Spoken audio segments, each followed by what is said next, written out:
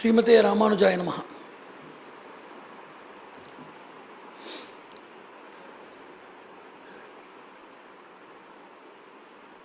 Each and every part and particle of God's creation, invariably that possesses three operative factors. One is the machinery of regulation, second is of acceleration, third thing is control. And you know that inherently all the elements that are possessing vibrant force, that are possessing some sort of operation in which there may be a lot of hindrances. Hindrances are of two types: that which emerges from the same mechanism, that which is attributed by its connective mechanisms or any other alienistic devices. So there should be a control device for everything, whether it is a small inner governance or a collective governance or a national governance or global governance. The fortune that is there with most of the people they are having a lot of acceleration. That is, acceleration comes from action. It may be from a person's thought or dreams or a person's enthusiastic drive which may possess acceleration. But there should be a control and also a regulatory force which may direct the person to deal with the appropriate work with the appropriate methodology of action at an appropriate time. So, proper direction of a person's vigilance, of a person's enthusiasm, of a person's diligence should be essentially required for a person's unlimited success or perennial success. So control mechanism is the most essential backbone for the theory known as governance, which starts from the individual and encompasses the whole universe. So whenever we are talking about some source of governance, whether we believe that God is governing everybody or we are governing ourselves by means of a national mechanism, by a legislature, or by military rule, or by a hierarchy of any traditional monarchy, or anything it may be, there should be a force of governance, and the force of governance has two major eyes. One is to see that everything goes in the righteous orbit and axis. That type of vigor, that type of mechanism by which everything is instructed, intuitively as well as institutionalizedly guided in such a manner that it goes by the orbit and axis of the righteousness, that is known as justice. To see that everybody is in the path of order, to promote an environment where everybody can live in a path of order, to make a vigilant mechanism or machinery so that everybody can be monitored as if they are in the proper righteous way or not. Fourth is to give contributive and retributive justice by means of reward and punishment to everybody. So the first thing is, the first eye of governance is justice. By means of the force of justice, truth, morality and various other consequential imprints and instinctive derivatives are established in the society. Second thing is mercy. Wherever there is, that's why it is told in the Shastras that if God is fully merciful, nobody will be punished. If God is fully just, nobody will be exempted from punishment. There is a balanced mechanism of governance of both mercy and justice, which is applied to the persons based on their eligibility, circumstantial methodologies, their associative benefits and malefits. So considering the multifarious circumstantial factors of evolution, a person is being blessed or being pressed by means of circumstances by the divine ambivalence of God. So by means of punishment also God nourishes us. A hard type of nourishment for the betterment of a person is known as punishment. And we should understand that there is no such punishment which caters to the wholesome annihilation of a person or pernicious destruction of a person. As we have already explained, it is a hard way of nourishment. It is a rigid way of nourishment by which, by the pretext of punishment, the person is more developed morally, physically and environmentally, becomes more socializable so as to live in a moral life. So first basic understanding is justice and second is mercy. Whenever we come to mercy, there should be some sort of excuse. There should be some sort of super evaluation of the person's environmental deeds. There should be the person's intuitive contribution more by God so that the person can possess moral courage. God should support people to be more morally courageous, and he should see that by means of his conscient immanence, he should see that the persons are naturally repelled from that of unethical grounds and circumstances. So God showers both justice and mercy. Whenever the mercy fails to exist, he takes the amputation principle. Just as a surgeon, at last he takes the principle of amputation when all other application and rectification measures they fail. Likewise, God takes the principle of justice or punishment when everything fails. And when the person is mitigated to a proper level by means of his experiencing the pain or various other evil consequences of whatever the ill deeds that he has performed, then the person is brought to mercy, the encompassment of mercy, embrace of mercy, and the person is uplifted. Mercy and justice are the two eyes of governance. So we are living in the merciful word of God. Whenever we think about our development, we should understand that we are in the embrace of the merciful God. Whenever we think about our problems, whenever we feel or repent for our mistakes, whenever we feel the thirst of knowledge, whenever we feel the appetite of having good association, pilgrimage, retention and realization of the Vedic mantras, whenever we are moved towards visualization, whenever we are moved towards the fundamental understanding of life and its principles, we should understand that we are in the merciful embrace of God.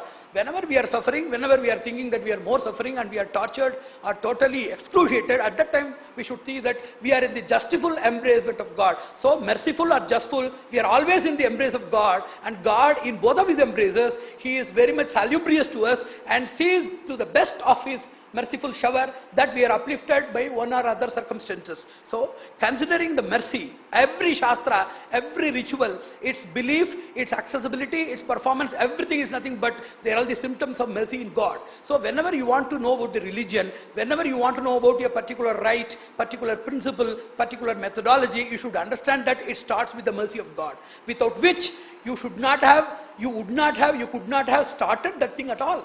Whenever we think that there might be something existing like that, that thought, that presumption, that probability evaluation inside your mind itself is the symptom for the existence of a droplet of divine mercy. So, whatever that exists now in the path of progress, the pravritti marga or pragati marga we call in Sanskrit, whatever we evince in this world, whatever we experience in the world in the form of liberation, in the form of enhancement, in the form of repenting, in the form of self-realization, in the form of a global widened thinking, wherever we are more than what we are, wherever we ought to be where we are, then certainly we should realize that the oozing, the secretion of divine mercy inside the endo-etheric reticulum has started. It has clearly announced the symptom of something, just as the yellow color that indicates the jaundice, just as various other symptoms are there in pathology which indicates the respective diseases.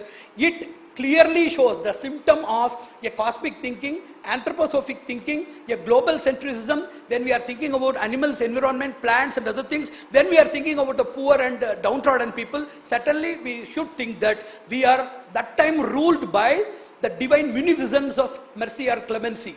So, due to that mercy only, we are assembled here, we are having the audience, we are having the adherence, we are having the participation, we are having the involvement, we are going to harvest the benefits of the today's speeches or today's whatever we call the photosynthesis in the form of mantras and lectures, photosynthesis in the form of divine worship, in the form of fire and various other things. Whatever may be the equilibrium of presentation done, we are going to harvest everything, and first we should shower our indebted gratitude to the divine establishment for giving us this opportunity to believe, to try to believe, to exhibit our belief, to authorize and endorse our belief by means of our involvement and participation. To start this lecture, we should start from this. I have already told that governance starts with mercy and justice. Now we are in the embrace of mercy. Let us start from this angle, saying that God is merciful because He has not just created living beings and left them in danger.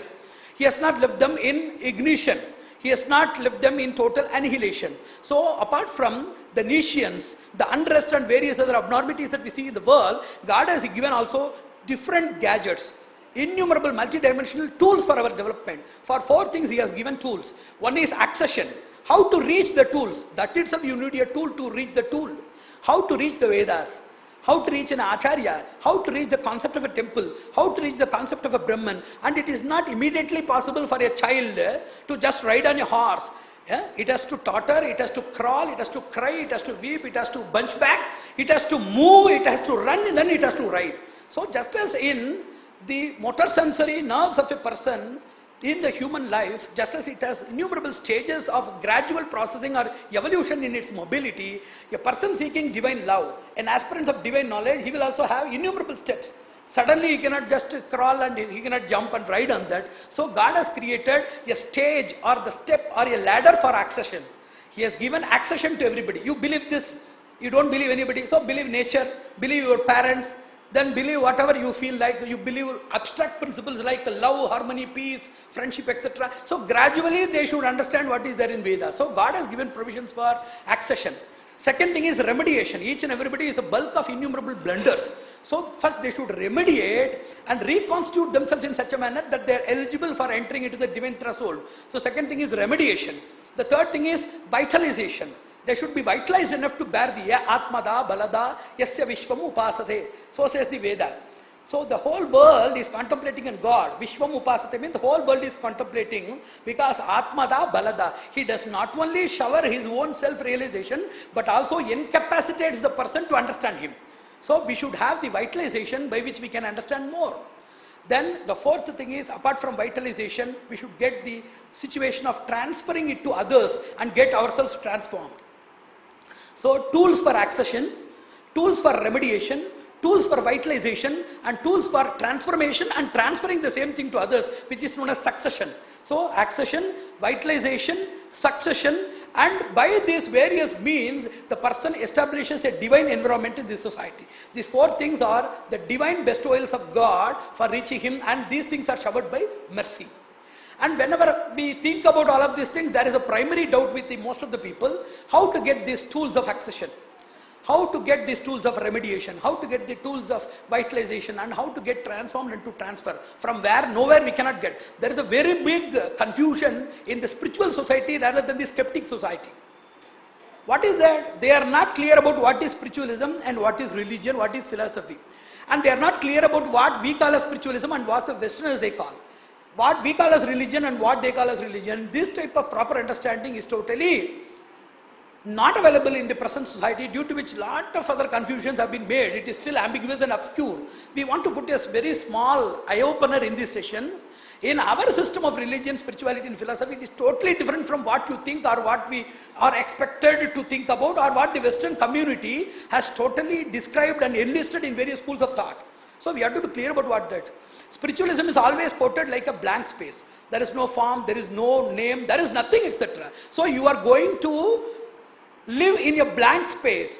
You are going to dwell in an air castle. You are going to be blind and going to search a black cat inside a dark room where the doors are locked. And the cat is also not existing there. So a non-existing cat which is black in color is searched by a blind person in a dark room which is closed. So a total cryptanimity is now called as spirituality. Spirituality means no temple, no scriptures, no deity, no worship, no lineage. If nothing is there, how we can drive from blank space? It is not possible.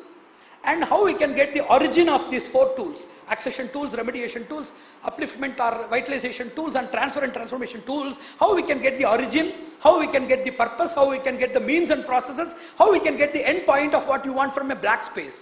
So you should understand from our concept that spiritualism is entirely different. It has a personal phase also. And it is beyond the personal phase which we think. It is having some other inner meaning. So the Shastra says that there are three types of people.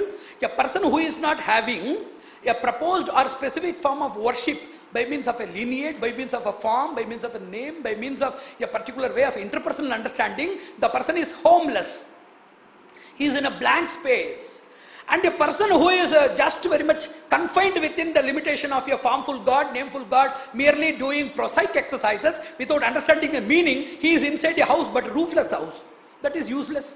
Third thing, a person doing all religious rites, 5 times prayers, 12 times rituals, everything is doing, but where it has become the warehouse of extremism, fundamentalism, chauvinism and ultramodernism in the pretext of the characteristic dilution of the spiritual and religious principles, the person is living in a haunted house. So there are three people: a homeless person who is devoid of a religious background, a religious person but not having ethical framework, not having complete understanding, is living in a roofless house, a person who is extremistic, entirely fundamentalistic in nature, not catering to the need of a common global harmony and social empowerment, such a person is living in a haunted house. These three people are insecure in nature. To create a real way of understanding, distinguishing as well as understanding the encompassment of all of those things to form a common triad, we need an eye-opener today, and this is the gist of today's speech. Very brief speech, I want to put it. So these three various areas that has created three various grip forms. Why we are catching God, why we are catching a mantra, why we are catching a temple, why we are catching a tilak, why we are having something to have a grip. Whenever we walk, you have a grip. It may be self-balanced or it may require anything external like a stick or a balancer or anything else. So balance is required, whether it is instrumental or inherent, that should be a balance. So there are three types of grips. A person not following any principle, not following any lineage, not following any system of authorization, the person is having an abstract grip. which is totally unhealthy and pernicious. A person merely catching names, forms, worships and other perfunctory and prevaricated exercises, the person is having apparent grip so that he may also slip down. So there should be an appropriate grip of understanding all of these things with their inner purport and application mechanisms. So this person is having abstract grip. Abstract grip also is just like catching an air rope which is not there. And this type of apparent grip is just holding with the tip of the fingers an oily rope. It will also slip you down, and there should be a proper way of appropriate grip. Whatever you have, it has your own meaning. Number one, whatever you see, it has a meaning. Second thing, its meaning is connected with something divine. The divine is something connected with society. Society is connected something for nature and environment. Nature and environment is connected with your own well-being. So, personalizing one's own broader cosmic view and a cosmosynthesis of a person's existence is a real grip which is known as appropriate grip. To find the purpose of your existence in the cosmos and also to have a widened vision incorporated in your personal existence is a real way of grip which we call as appropriate grip. The second problem comes from ethics. If you see something about ethics, there are a lot of people confused. You know that Richard Dawkins is a very great scientist, and he has authored a very famous book known as The God's Delusion. In that he has told ethics is very much required. Ethics means to behave honest, to be affectionate with everybody, to love everybody, to be pure, to be free from corruption. So everything is ethical, whatever we know. We have read about ethical things even in the kindergarten books in the form of fables and stories. But what he has told, Richard Dawkins, is we should have a religion-free ethical form. Whenever we go to religion for ethical treatise, it not only creates exploration of ethical principles, but also exploitations of people by the means of divine pardoning, divine excuse, remediation, rituals. So it caters to the development of a priesthood community and exploitation of the believers. That's what he says. So he wants to establish a religio-liberated or a religion-free system of ethics. But our Shastra says that religion is a proper way by which we can be more ethical. For 5 reasons. Number 1 is courage. Unless a person is having the belief that somebody is supporting him to be ethical, he cannot be independently ethical in an unethical community. So the first thing is known as courage. The third thing is known as prudence. Then there is a pardon. Then there is a methodology of understanding all of these things in a nutshell by which a person can be exactly and perennially, realistically, he can be ethical in nature. What is prudence? He should know what is really ethical or not. Without a religious basis, he cannot conclude what is ethical or it is non-ethical. Because lot of things are apparently, it is known as metamorphosis.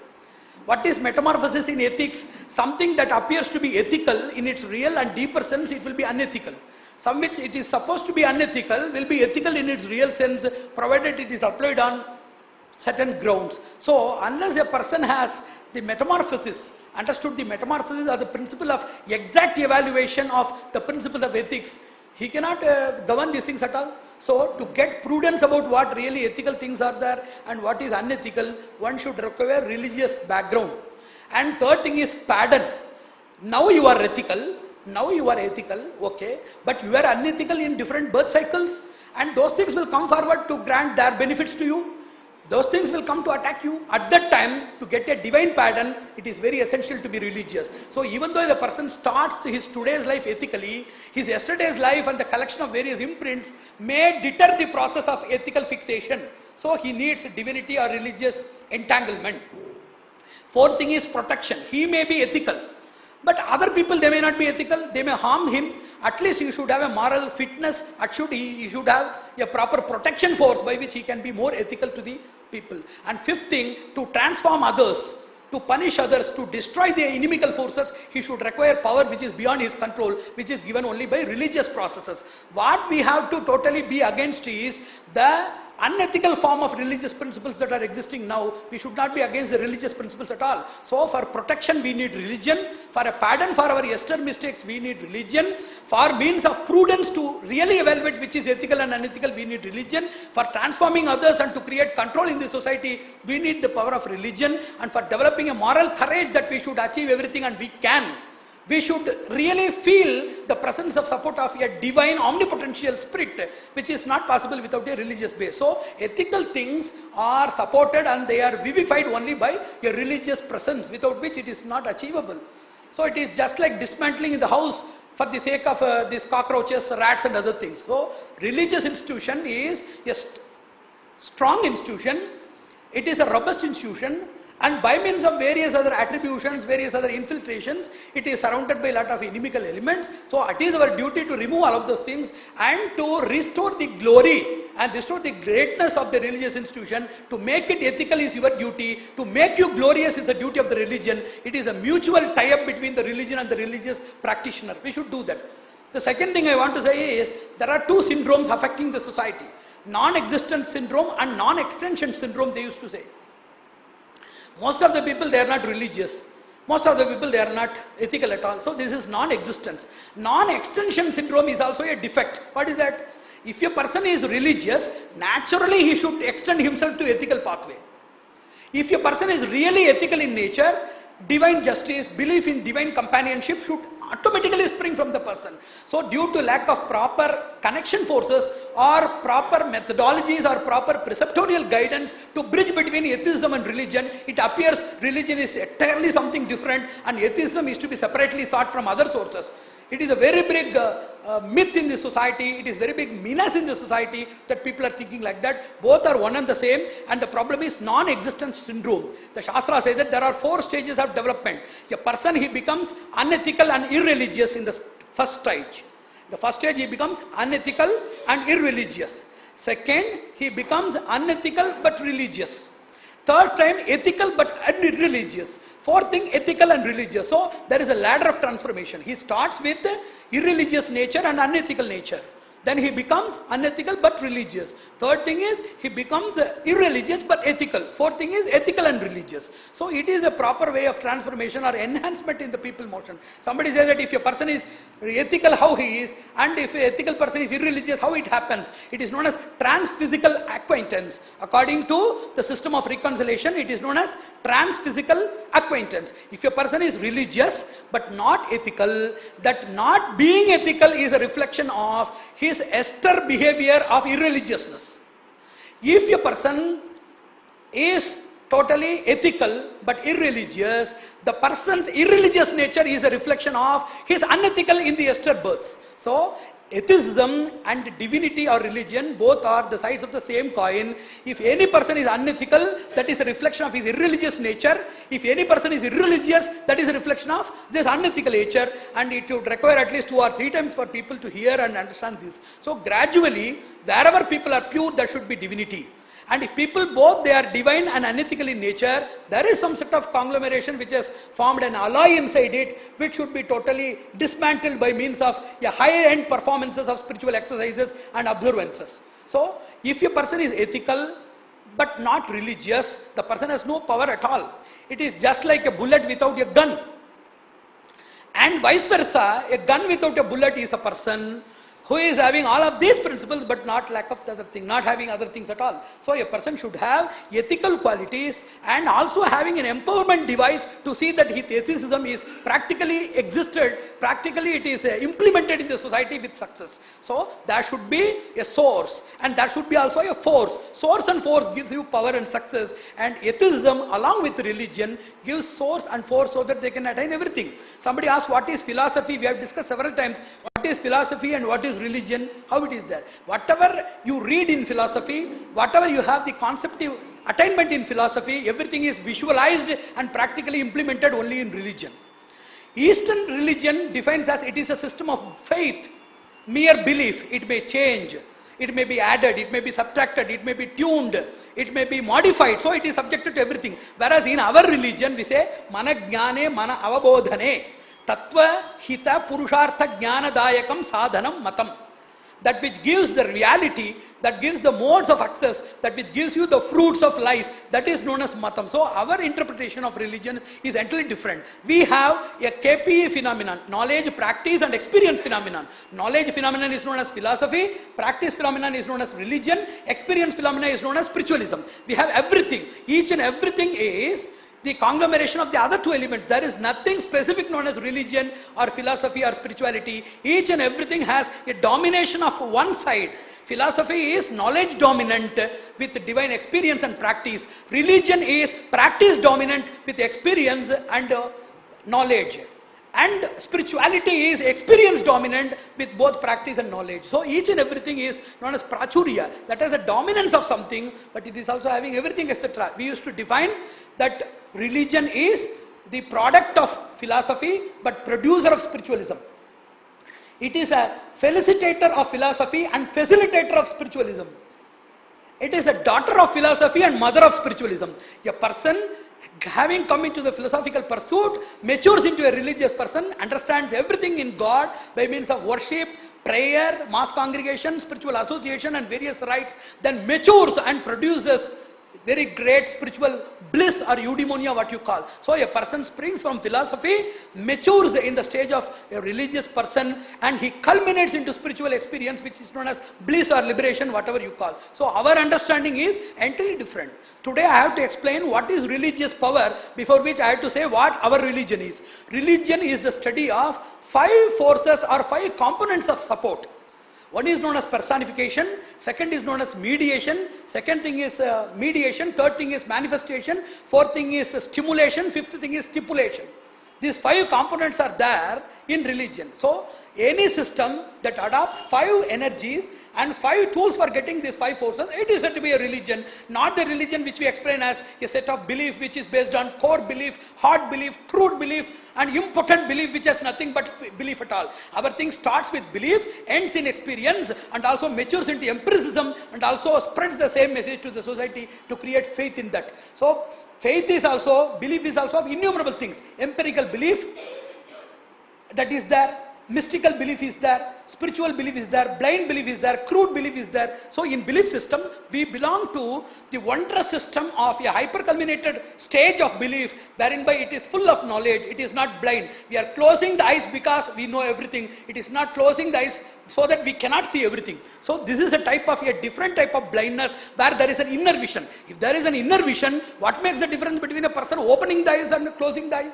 It has no difference at all. So we are having no doubt a blind vision, but that is a peripheral blindness where we enjoy or rejoice the inner vision, the inner bliss of it. So that is our system. So these 5 major systems are there, and these absolute spiritual people, they condemn against these 5 things. What is personification? It says that God has a form, He has a name. Yes, according to our scriptures, God is also having a name and form. In this theory of personification, there are 5 theories. One is impersonal theory, second is superpersonal theory, third is endopersonal theory, personal theory and multipersonal theory of God. Impersonal theory says that there is no form for God at all. Superpersonal theory says that He has a form and everything, but that is not a form, something connected with what we have. It is something beyond everything. That is superpersonal. Third is endopersonal, in which says that God is having a personal form in each and everybody. He is within us. And there is no other form. His form is within us. That is known as endopersonal. Fourth is personal. God is personal so that we can have any form and worship Him. Fifth is multipersonal theory of God, which says that God can be simultaneously impersonal, superpersonal, endopersonal and personal to different types of people for different ways and forms of worship. So this is known as the multipersonal theory of God of Visishtadvaita, where he says that each and everybody has their own thing. And each and every form is constituted by God to get a grip, inceptive grip and incentive grip so that the person can climb in the ladder. So this is the theory. We belong to the theory that God is impersonal for the impersonal. He can assume innumerable forms. Shataika Rupa Rupaya Vishtave, Sarvajishtave. He can assume innumerable forms and cater to the needs of innumerable types of devotees and various lineages. He can do that. The second thing is Guru or Acharya. Mediation means to go to God through an Acharya, a spiritual preceptor, or by a devotee. To reach God by a devotee or by a spiritual preceptor is the theory of mediation. And somebody says the direct access theory, we don't want any mediation. It is not so. Everybody can operate a crane, because operating a crane that requires a very, very small or minimal energy to be exerted. Whereas the energy that is exerted by the mechanism of a crane to lift a very big rock is huge, and it can do that. And to make the crane to lift that huge rock, we have to exert a minimal energy. So the marginal energy is exerted by us. By our association or affiliation with the machinery, it does the major job. And this type of mediation or the multiple lever effect and this spread lever effect and first, third, second levers we might have read in our physics lessons. Whenever we are lifting something, that should be a lever. Based on the principles of mass, force, distance and gravity, So many mediators are placed and easily upliftment of the particular job is done, we are seeing in physics. Likewise, God, even though He is immanent, even though He is everything to us, and even though it is our duty to worship God and it is His duty to liberate us, but there is a very small thing that is understandable. Even if God comes more simple, He is beyond our accessibility. It is known as Gaja Shishu Nyaya, which we call in Sanskrit. Even it is a very tiniest elephant, we cannot carry it in our pocket. The most smallest elephant itself will be more heavier for us to carry. So the simplest of the God's form itself is inaccessible. So we need a divine mediation within our own homogenesis. So people who live among us in the form of devotees and spiritual personalities, they serve as proper mediators. They serve as the lifting machines, the crane machines, and we are just operating the cranes by means of surrender to them, and mediation is accepted in religion. Third thing is manifestation. God manifests in different forms like Chitra, Pratima, idols. God manifests in different forms. It has been told by people like it is imagination. There is nothing like that. Third thing is deception. Everybody is being cheated by that. It is idiocy. The second thing is, it is inception. There is no doubt idol worship, but it is only for the beginners. It is not so. God Himself, you see, if God is more powerful and if He is simple to you, that simplicity would have arrived only from His simplicity, not from your imagination. If God has simplified Himself to the form of an idol, that would be only His idea and His mercy by which He has simplified Himself. We cannot say that I have made God simple so that I can attach myself to Him. So, the idol form of God itself is the simplification form of the same God by His own will, not by our own exercise or not by our own imagination. So, worshipping idols in religion is of three types, which I am going to explain later. It can get you greater benefits. It can get you simpler benefits. It can serve as the first step of the ladder. It can serve as also the destination. We have everything depending upon our approach to that. And stimulation is by means of rituals and mantras, we provoke the mercy of God. We invoke the mercy of God. And people say that there are only inner rituals and there is nothing, these rituals are not required at all. In the pretext of reforms or refinement, lot of the major vital components of the religion have been thrown out or misinterpreted in the society. Unless these things are properly brought out, we cannot glorify the religion. We cannot install the religious foundation as a sophisticated and as a robust foundation in the society to safeguard the society from unethical invasions. We first want to know where are the problems in the society. So, whenever we think about the rituals, somebody says it is inner ritual. And somebody says that is a bivalent theory of ritual in which there should be an inner processing with external processing, both gives you the benefit. And third type of person says that these things are fraudulent imaginations made by the priesthood community to enjoy money and other benefits in the society, and there is nothing at all. So there are a lot of beliefs within the, I am not talking about the community which is Nirishwara community, Sunyavada, Prakritikavada, Parinamavada, Yadrichikavada, Yadharthavada. I am not talking about atheist, skeptics, materialist, pseudo-scientific philosophers and other people. Within the same religious community, most of the people are not clear about these things. So we believe that God has given us the simple tool, accessible tools of mantras and kriyas, rituals and various other phono-symbolic messages He has granted to us as His divine bestowal, by means of which we can approach God in a simplistic manner as well as a successful manner, considering our own limitations of accessing Him. So it is also very much essential. And stipulation, we are following a lot of acharas and anushtanas. There are innumerable observances. They are meant for purity and preservation of our own rights, our own prowess, so that we can help others. A doctor who is maintaining his own achara, his own hygienic nature, cannot be just considered to be a person who is partial with people. That cannot be implanted in the rule of untouchability. The doctor is not touching anybody, and anybody he touches, immediately he washes his hand. It is not like that. So acharas are meant for preserving our own energy and empowering us more to develop something in the society. The problem with the priest community or the developed erudite community is, if you are working for others, you should make them understand that you are working for others. Number two, you should be so much accessible, simple and very much loving in such a manner that they understand that you are for their service. So their behavior, which is egoistic in nature, the behavior that is ambiguous in nature, the behavior that is abstruse in nature with the community, whenever you see, you say that you are working for him, until the particular thing, that it happened in a temple where somebody was about to enter inside a particular place which was prohibited. Then the person got angry when he was prevented from entry. The priest came outside and gave a 10 minutes of lecture in Telugu, I think. He gave a lecture that there is a particular sanidhya here, there is an immanence of divinity here, and I am preserving that. Just as a pregnant lady, I have to think more about the baby rather than my own health, and I have to tailor my taste and food habits as per the baby inside. Like that, I am having Jnana Garbha in which I have implanted this God. So I have to take everything as per the well-wishing nature of the God and His immanence. So whatever I am doing, if I am pure, if I am powerful, you have come here for a purpose. Either marriage or any other development in your life, financial problems or anything else. If I am pure and systematic, I can contribute more thing to you.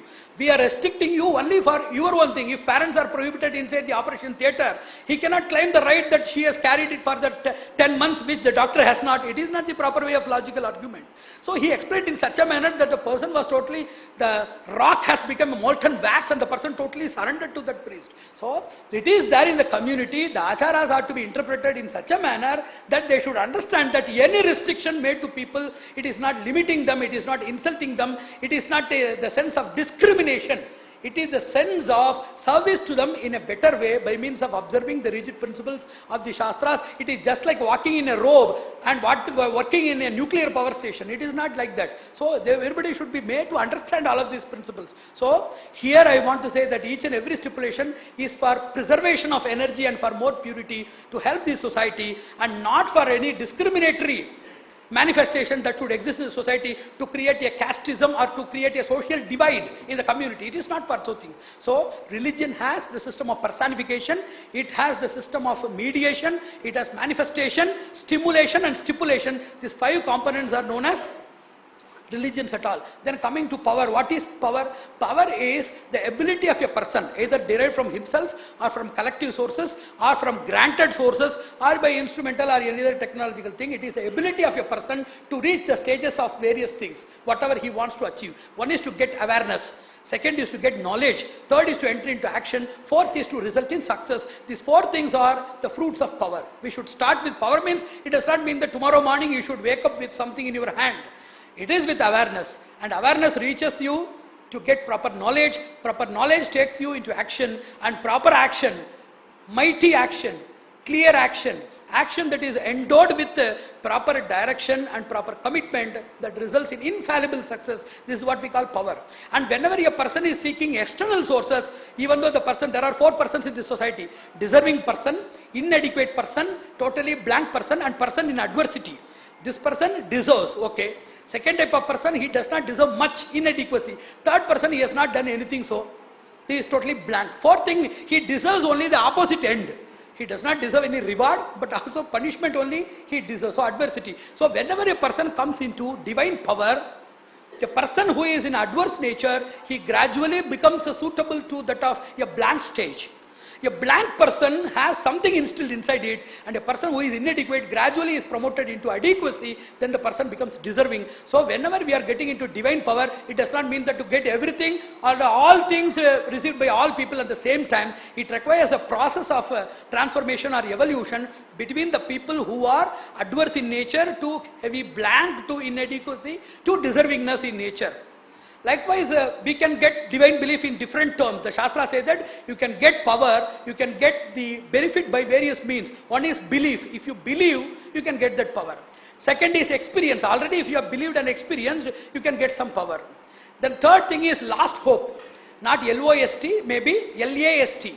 If a person has tried everything and has surrendered to a particular place, he can get that benefit. And fourth thing is alternative. He has tried something else that does not work out. He has come here. That will also work. Erudition, that also gives you proper direction. Order by a proper direction.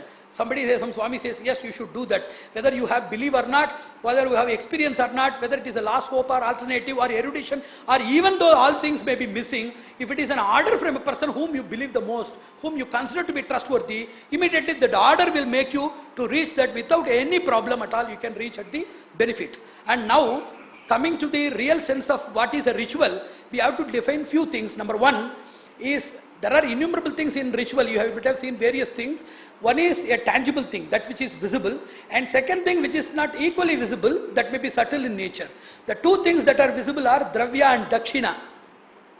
The 2 things which are visible but subtle also in nature is agni and mantra. So I have to give you a brief note and I will conclude this lecture. The first thing is dravya and dakshina. These two things are the modes of expenditures in any ritual. Dravya is offered to the fire and dakshina is offered to the priest. In which the Shastra says a very subtle thing. We can see the tangible digestion, but the subtle digestion is possible only by through forces. Without these two forces, we cannot get the real digestion. We are seeing a lot of things put inside the fire. We are seeing everything digested because of the fuel ghee.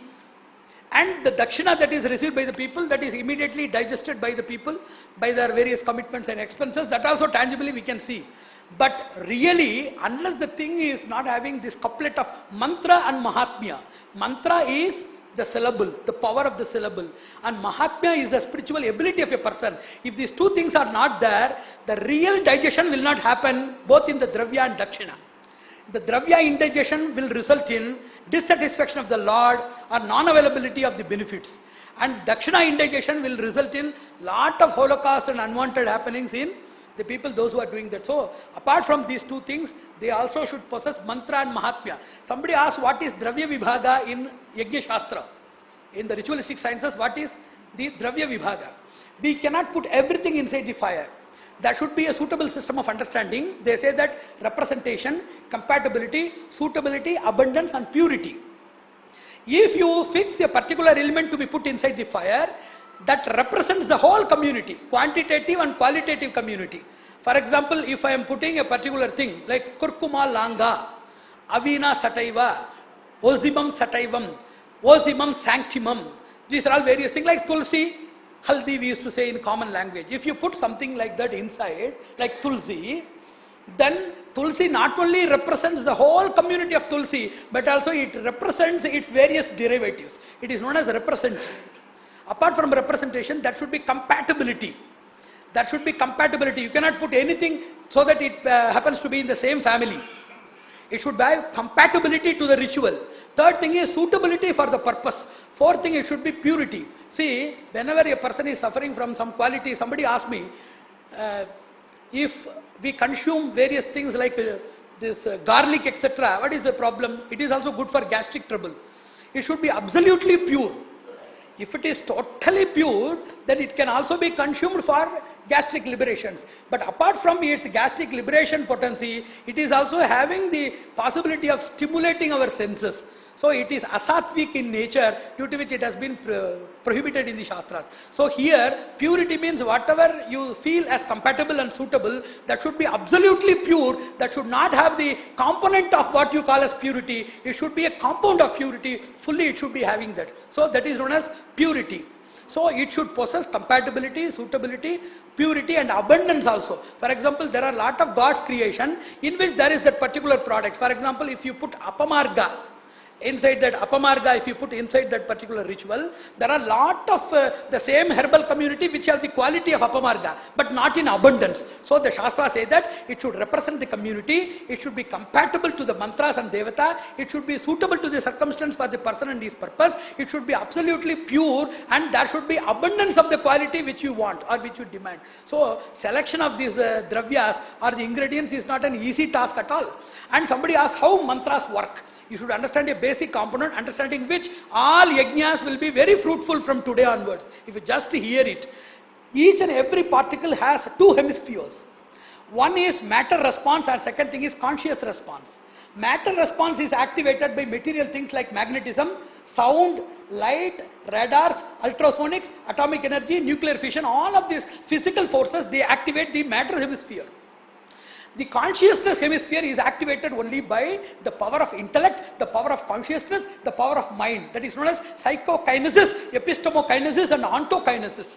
So each and every particle in God's creation has matter response and conscious response. All the material sciences deals with the matter response. All the spiritual sciences, they work, they move, they transform, they modify, they create, they nullify, destroy and do anything. Akarana, Karana, Anyatha Karana in Sanskrit we used to call. Everything is done by the consciousness response which is already inbuilt in the creation in a second dimension or in an invisible hemisphere. That is how everything works. So whenever we take a ritual, it is not easy to understand ritual. There is a connectivity. It is known as mass connectivity, master connectivity, meta connectivity, mega connectivity and micro connectivity. These 5 connectivities are there. Whenever you see what is micro connectivity, irrespective of their behavior and various other structural imbalances, at the micro level, everything is connected. There is a project known as Universal Consciousness Project conducted by Princeton University.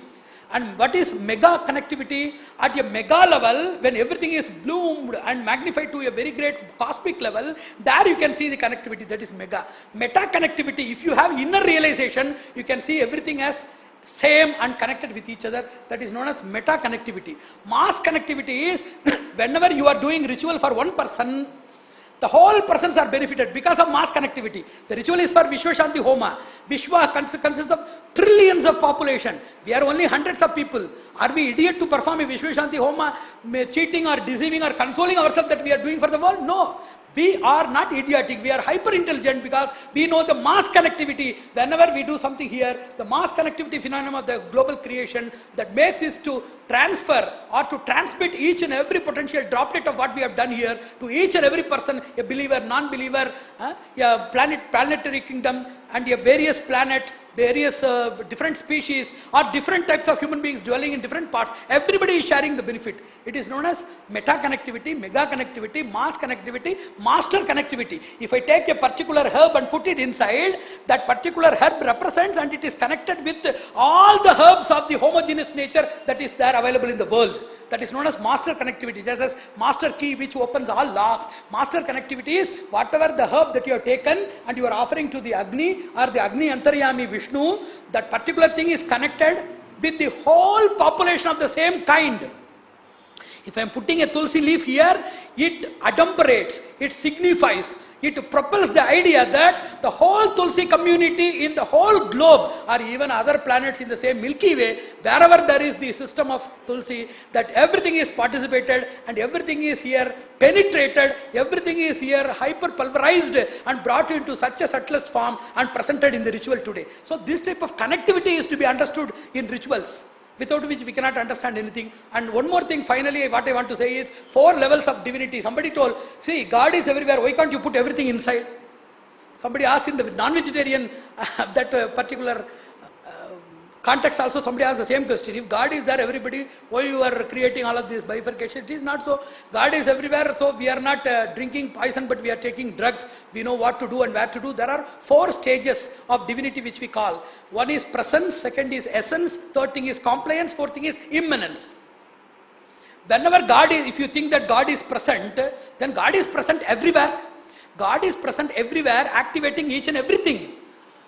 And you should not blindly consider that God is everywhere, because of which everything is God. Number 1. And number 2 is essence. God is in the form of essence. In the chili, He is in the form of hot taste. In the sugar, He is in the form of sweet taste. That is known as essence. And third thing is compliance. Wherever God is inside, He can create something. In the rituals, we are putting curd. Curd is not for curd. That complies with the phenomenon of progeny. Satputra Santana. We are offering ghee. That ghee gives you spiritual enlightenment, health, harmony and happiness. We are putting honey. That creates characteristic building, relations making and public contacts and the establishment of a person with fame. So each and everything has a compliance to give something more than that. Immanence is God is everywhere. For great people, they can call out God from any person, from any place, from any product. That is only suitable for various things. So we should understand that even God is there in beef. But that divinity cannot be extracted by you. We are taking products for extracting the divinity and developing our divinity. God may be in so many things are there, but we are selecting few things because those things which are capable of supplying the divinity are prescribed by the Shastras, not existence of divinity. If existence of divinity is to be taken as the only criteria to consume everything, you should consume your brother, mother, father and your own Acharya whom God has made very much manifestable Himself. So, God should supply His divinity through sources, and abundant supply is in particular things which are underlisted or enlisted by the scriptures. We have selected those ingredients and we have put them inside, which is a very great understanding. Why to select Agni? Shastra says that there is inter-elemental proportionate compatibility. Each and everything has something on that. For example, fire has water content inside.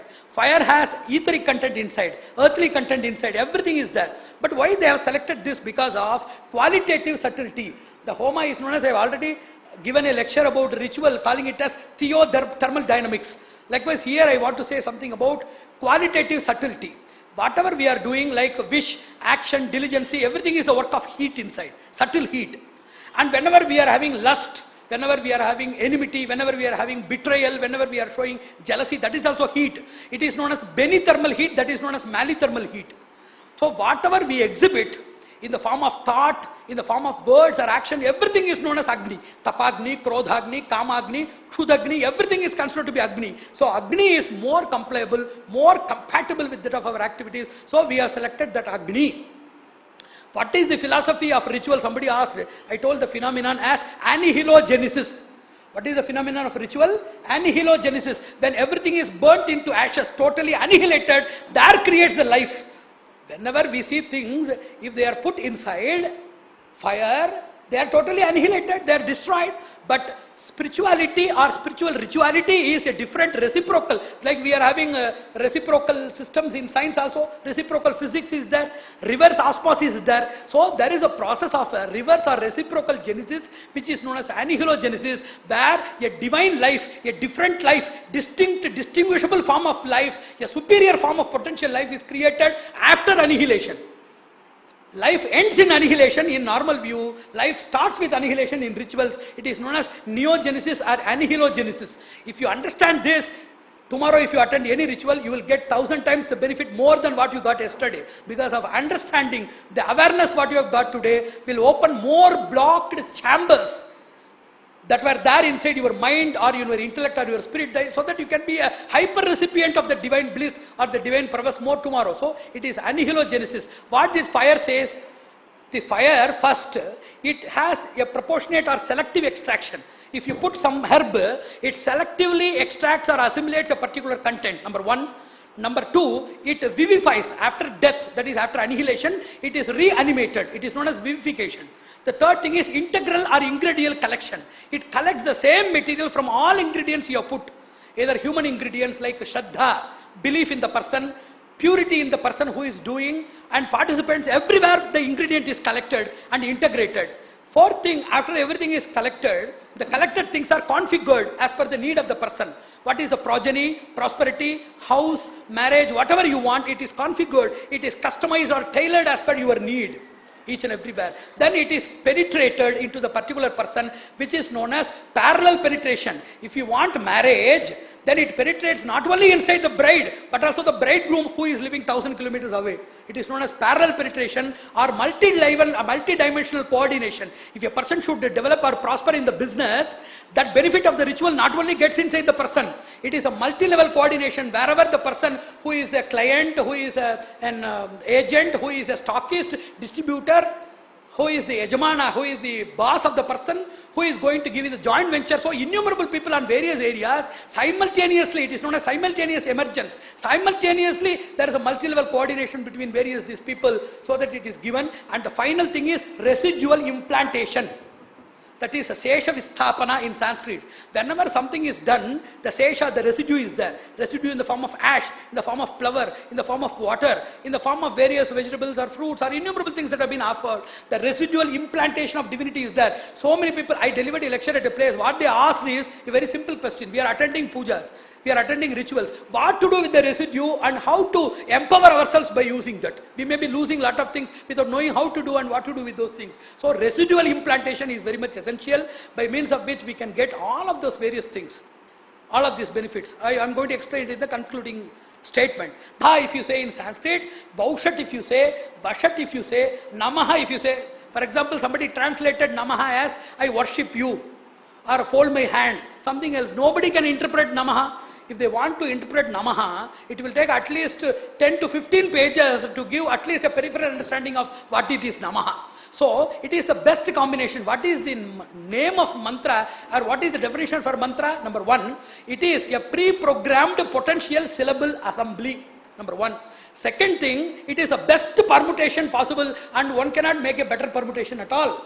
Third thing, by means of a person's will, wish, and a person's worthiness along with repetition, it is hyper potentialized and it turns into a power chamber. So mantras are pre-programmed, pre-potentialized, and mantras are the best assembly of permutation, and you cannot alter or add anything else in mantras at all. It is known as phonosynthesis, the power to invoke everything, the power to invoke the sleeping consciousness that lies in the responsive mechanism of the whole thing. By mantras, you can talk with inferior species like insects, animals and nature.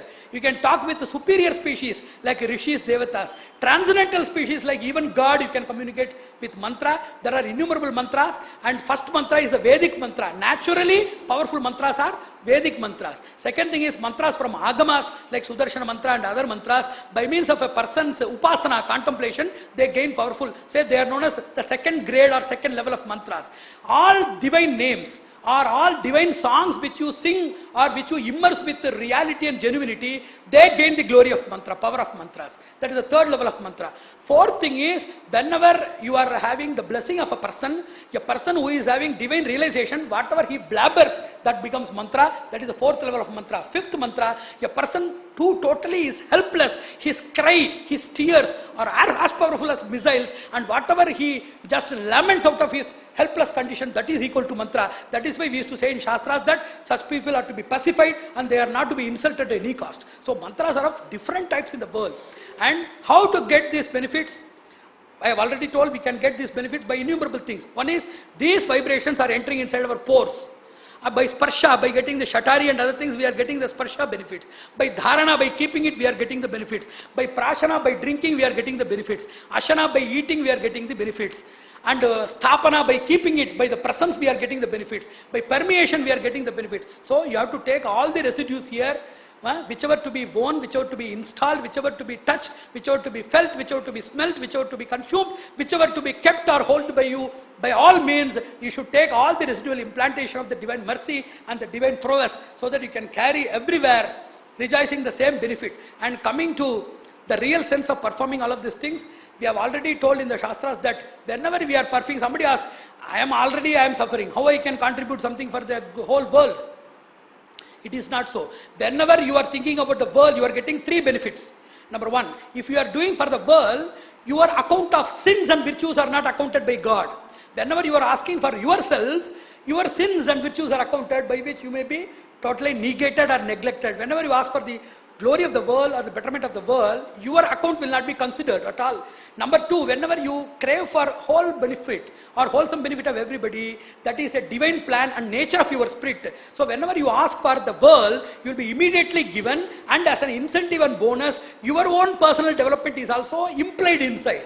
So a person can get more benefits, real benefits, only when he prays and craves for a collective well-being and for global welfare. So the Shastra says that we have to do like that. So I wish the Indian Heritage Academy to get these blessings in three methodologies. One, he is very much dreaming about the India Century mission, and whether it is accessible, affordable or easily attainable in this birth or not. All these consecutive births of the founder, whose dream factory or brainchild is the India Century Mission, in all consecutive births, he should he should just be born with the same craving and spirit and see that India Century Mission is attained. Number two, he should also make his successors, various other volunteers and associates, to get equal spirit and equal potential ability to translate his dream into practical visible experience. I would say that all the participants and their relatives and various other distant persons, available and not available, everybody should be radiated by the vibrant and virulent spirit of this particular lecture as well as the ritual that has been performed there, and be benefited, getting all round benefit and success in all walks of life. Narayan, Narayan, Narayan.